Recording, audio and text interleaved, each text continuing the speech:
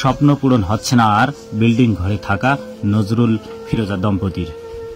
লালমনিরহাটের পাটগ্রাম উপজেলার জগৎবের ইউনিয়নের ৩ নং ওয়ার্ডের বাসিন্দা নজরুল ইসলাম পেশায় একজন দিনমজুর।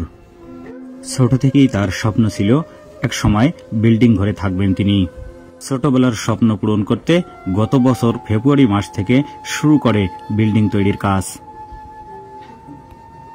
গত বছর ইট গাঁথনি শেষ করলেও বাকি টাকার অভাবে ছাউনি দিতে পারেনি নজরুল দম্পতি। এভাবে কেটে যায় আরও একটি বছর।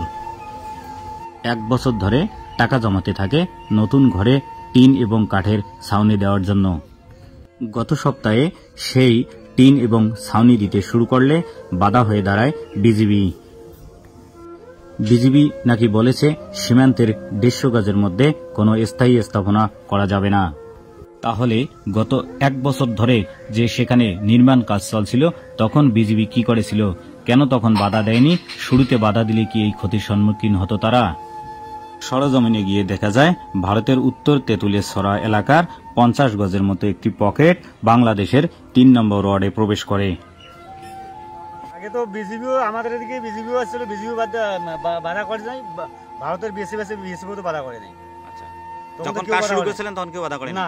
আচ্ছা, এখন কাজ শেষ হওয়ার পরে এক সালা দেওয়ার পর তারপর বিজিবি, ভারতের বিজিবি এসে বাধা করছে। আর বিএসএফ আমার ভারতের বিএসএফ আর আমাদেরকে বাংলাদেশের বিজিবি নিষেধ করছে। আচ্ছা, ঠিক আছে। আচ্ছা, এইদিকে আরো এরকম বিল্ডিং বাড়ি কতগুলি আছে? এদিকে নাহলে 18-19টি আছে। ওগুলোর সময় কোনো বাধা দেয় না? আচ্ছা। উক্ত সীমান্ত এলাকায় গত 4-5 বছরে 10 থেকে 15টি আধা পাকা বাড়ি নির্মাণ হলেও তখন বিজিবি বা বিএসএফ পক্ষ থেকে কোনো রকম বাধা প্রদান করা হয়নি।